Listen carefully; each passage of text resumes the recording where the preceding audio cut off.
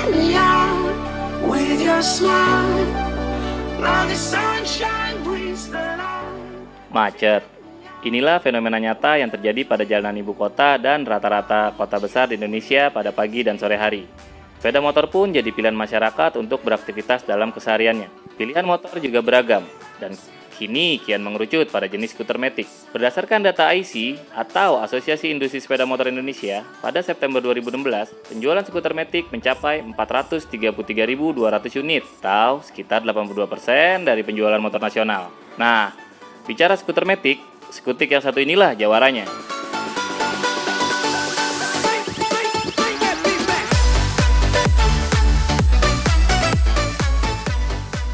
Halo, jumpa lagi di channel kami, Autorider. Saya Angga Marsanto, reviewer baru dari Autorider. Yang kali ini saya membawa all new Honda Beat ESP. Motor ini adalah generasi ketiga, berbeda dengan generasi sebelumnya. Apa aja sih perbedaannya? Yang pertama dari desain, sasis, dan fitur-fitur lainnya. Diluncurkan pada Agustus 2016 lalu, all new Honda Beat ESP merupakan generasi ketiga dan pastinya punya tampilan baru yang lebih segar. Lampu depan kini lebih lebar dengan sepasang lampu kecil di atasnya. Wajahnya kian modern, berdesain V-shape dengan lampu sen terpisah dari lampu utama dan diposisikan lebih tinggi. Semua lampu di depan ini masih pakai bohlam biasa, nggak beda dengan Beat generasi kedua. Bodi Beat baru juga lebih ramping dari pendahulunya. Bisa kita lihat bedanya di sini, bagian depan lebih tirus. Dengan bodi ramping ini, sayangnya sedikit mengurangi kapasitas pasang konsol barang di depan. Bagian belakang juga lebih ramping, dengan desain wedge shape, bodi belakang lebih tipis dan makin sporty.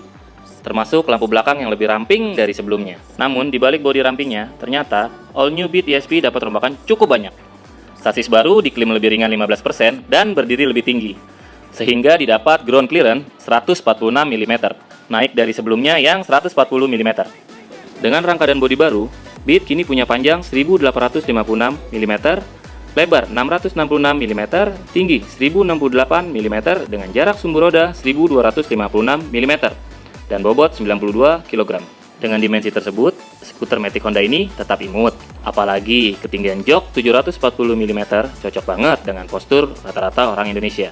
Sayangnya, untuk membuka jok, belum terintegrasi dengan kunci kontak. Harus cabut anak kunci dan membukanya dari lubang kunci di spakbor belakang sebelah kiri. Masih mirip dengan Honda Beat lawas. Di balik jok ini tersembunyi bagasi dan tangki bensin baru. Kapasitasnya kini 4 liter, lebih besar dari sebelumnya yang hanya 3,7 liter. Sedangkan bagasi mirip-mirip saja. Memang tak muat untuk menampung helm tipe apapun yang bersertifikat SNI, namun cukuplah buat membawa jas hujan atau barang lain yang berukuran kecil. Apalagi ya yang baru? Stang mungkin? Sekilas bentuk stang masih mirip sama Beat lawas, tapi tampilannya lebih segar karena Honda memberi speedometer baru dengan desain yang berbeda. Selain penunjuk kecepatan analog, ada juga panel odometer digital. Sayangnya hanya itu, tidak ada trip meter, apalagi MID atau Multi Information Display. Untungnya ada fitur baru yang ditanamkan ke speedometer, yaitu Eco Indikator. Lampu indikator akan menyala kalau Anda berkendara irit. Plus, satu tambahan lampu indikator hijau lagi menandakan fitur Idling Start Stop atau ISS sedang aktif. Meski nggak kelihatan, ada fitur baru lagi yang ditanamkan di stang, yaitu hadirnya CBS atau Combi Brake System. Fitur ini menyatukan operasi rem depan dan belakang pada handle rem kiri. Hadirnya fitur ini juga membuat handle rem berbeda dari Beat sebelumnya. Kini handle rem mirip dengan keluarga Vario, dengan parking brake lock model tuas kecil, bukan plat seperti Beat lawas. Kaki-kaki juga baru. Dimensi ban memang masih sama, tapi kini sudah tubeless. Velg 14 inci, lebar 1,85 inci di depan, dan 2,15 inci di belakang palang 5 punya desain baru dan diklaim Honda lebih enteng. Di kaki depan sudah tidak ada kabel speedometer lagi, karena kini sinyalnya elektris dari sensor di atas box CVT. Sinyal ini juga berguna untuk fitur ISS. Oh iya, shock breaker belakang juga beda, dengan ulir per lebih pendek, katanya sih supaya bantingan lebih empuk. Hanya mesin yang nggak diutak-atik. Mungkin Honda menganggap mesin ESP yang baru saja diperkenalkan pada pertengahan usia Beat generasi kedua masih cukup mumpuni.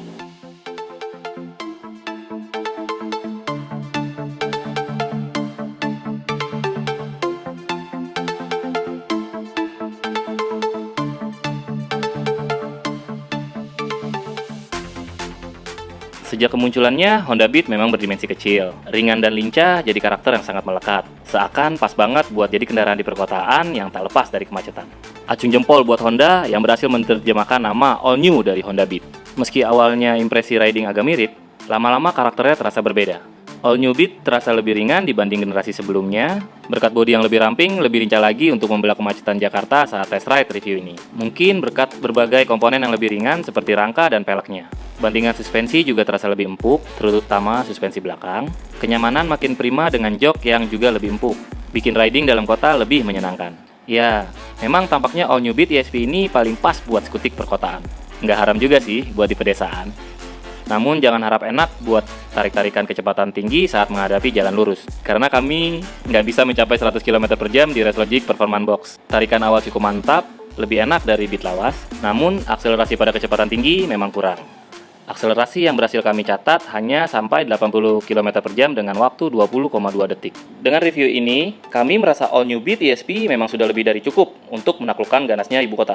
Meski tergolong motor paling terjangkau, mungkin karakternya sudah cukup untuk jadi andalan sehari-hari. Tak heran kalau skutik ini merupakan model paling laris di Indonesia saat ini. Pada September 2016 saja, Beat terjual 157.462 unit. Artinya, hampir sepertiga motor yang terjual di Indonesia adalah skutik ini. Jangan-jangan Anda juga punya satu di garasi rumah.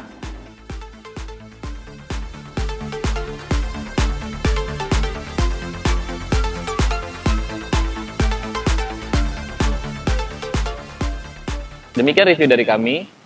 Klik like bila Anda menyukainya. Dan juga jangan lupa subscribe. Nantikan video-video kami selanjutnya. Bye.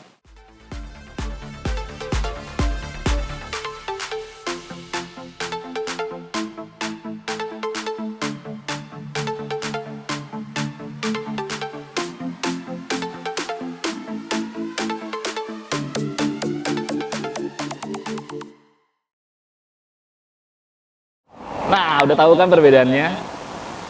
Itu Kamera rolling action.